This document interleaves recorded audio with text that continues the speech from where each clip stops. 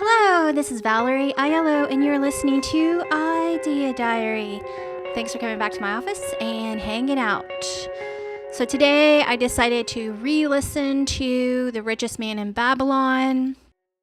You can find the audiobook for free on YouTube, or I listen to it for free on HooplaDigital, which is the kind of audiobook arm of Austin Public Library, my library. I think you get 4 books free to read. I think it's like books, ebooks, and some movies. And I don't know how big the selection is on movies. I've never searched and watched a movie through Hoopla. But it's on your desktop, it's on your cell phone. They have an app. And you can start an audiobook and you can pause it. And I think that's about it. You can't rewind, which is one of the bad things about HooplaDigital. But at the same time, it's free. It saves your place, whether you're on your laptop or your phone. So I can take it in the car or take it on a walk. And it's free, so you can't beat that. Anyway, I just kept hearing people talking about The Richest Man in Babylon. And I remember reading it a long time ago and thinking that is a really valuable book. So it was published in 1926 by George S. Clausen. When you're reading it, it seems like a really old book, but it's actually not that old. It was published in 1926, and he just kind of wrote it with the idea of it being like a classic parable type of book. And there are 7 lessons that you get out of the book. And it's a financial book, kind of teaches you, I guess the point of the book is that the characters in the book are realizing that these 2 guys can't really figure out how to make money above, they're basically living paycheck to paycheck, and they can't really figure out how to save money. And then there was one friend of theirs that came from the same place as them and grew up in the same way, and he was able to make a lot of money. So he kind of teaches them the way that he thinks about money. I just listened to the audiobook this morning, so it's not that long. So I did get a little bit distracted. In general, you're supposed to get these main ideas about money from The Richest Man in Babylon. So the first thing is you're supposed to save 10% of your earnings. So you're supposed to pay yourself first. And although I do think that is a good idea, I don't think it's the first idea or the first thing that you need to do to start building wealth necessarily. And I'm not giving financial advice. I'm just kind of giving advice based on my personality and what I kind of translate the book to mean for me. But obviously, saving as much money as possible is good. And if you can only save 10%, that's great. But if you could save as much money as humanly possible, I think that's kind of the idea. In the book, they kind of say, give yourself 10% even if you have debt. And I feel like that's, you gotta weigh the odds there, because if you have a debt with a huge interest rate, you're almost losing money not paying off that huge interest rate debt by trying to save money. I don't know, it's kind of confusing to say, but if you have a huge interest rate and you're saving money, your saving money amount isn't as valuable as having a huge interest rate. To me, in my opinion, it's a huge interest rate's costing you more money than it is being able to save money. So I think everyone has a different opinion on that. But I think not spending everything you make is a really good idea, and saving 10% obviously is good, but I think the goal should be saving 100% of it and never actually, like, everything you make just being able to put away. That kind of goes into number 2, which is don't spend more than you make, so that the higher your salary, you end up giving yourself a raise of how much you spend. So a lot of people will think like, oh, well, I have this hard job and it's a big fancy job, so I deserve a fancier car and I deserve a fancier house. When they're just kind of, even though they did get a raise, they're living at the same way that they lived when they were making a lot less money, but now they're just stuff poor. They have nicer stuff around them, but they don't have a lot of freedom to do whatever they want with their money because they've got to pay off all these high bills and all these high expenses. I think it has a name. It's like salary inflation.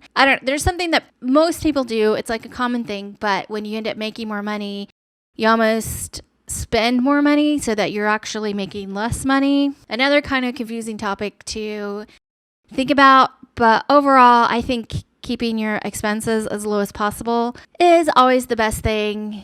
And not that you can't treat yourself every once in a while, but it should be definitely a treat and should come out of some sort of allotted money that you put aside for treats that you don't mind losing. So that was step number 2. Number 3 is make money work for you.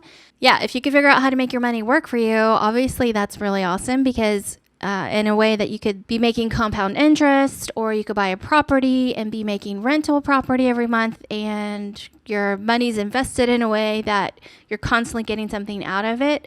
The one thing the book does talk about is that you don't want to do risky investments, and you don't want to invest in things that you don't understand, because you're going to lose your money probably. Make money work for you is one of the lessons. Number 4 is safeguard your wealth. So they talk about in the book having a real accountant, like somebody professionally helping you manage your money. I guess it kind of goes into like insurance and maybe even like almost a lawyer thing, or where it's like safeguard, know what you're dealing with, and safeguard your money is going to help you build your wealth, which I definitely agree with. Having a tax attorney help with my taxes is one of my favorite bills of the month. Just helps me feel so relaxed, and it's actually not a lot of money, but having professional help, even though it's in a small way that I do have, it's so nice and it's so relaxing. And I do have lawyers that I can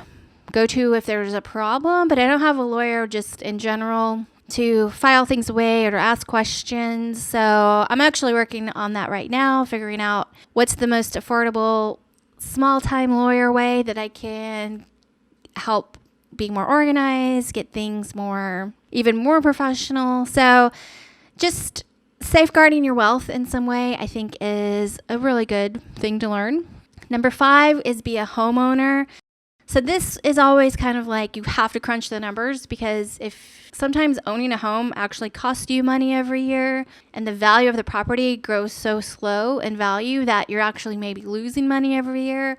Whereas if you rented something small and you were happy in it, you could actually save the money and invest the money in another way rather than investing in real estate. I get the gist and why people always say, invest in a home, but why would you waste money on rent? But if you know what you're doing and you're crunching the numbers in a way that makes sense for you, owning a home isn't always like the end all be all of wealth. Number 6 is ensure your future income. So I guess they're talking about retirement plans. Obviously, there's probably a point where we all get to the point where we can't work.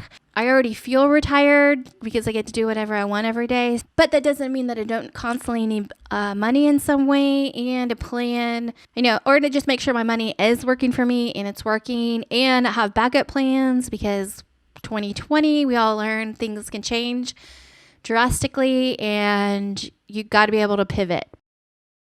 And just having that retirement plan is one of the richest man in Babylon's advice. And number 7 is improve your skills to earn more income. So I think this is probably the most important thing, which is never stop learning, especially financial education, as well as just like your normal skills. So you might know how to do something really well in your 20s, and then you add something else in your 30s, and you add something else in your 40s and 50s and 60s and 70s, 80s.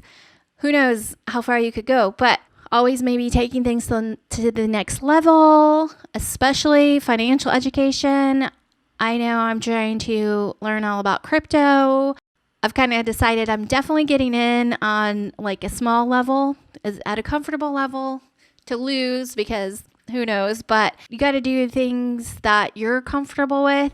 I've never really been drawn to the stock market, but I do feel drawn to learning about crypto. So I think it's all about financial education. I'm definitely into learning about taxes and write-offs and profit loss and figuring out the best way to do business and all that stuff when it comes to money. Everyone's different. Everyone likes different things. Everyone's comfort level is different. Some people only invest in real estate. Some people only invest in businesses. Some people only invest in physical metals and stuff like that. It's all about what you understand and how much you're willing to research and actually learn. And you don't have to be a professional level at every single thing. To get at a working level is always good. And things are becoming easier. So a lot of times, I did my career stuff as like an art director, graphic designer, but now you don't even need a graphic designer. There's art programs that will do a lot of times whatever you want without even hiring somebody.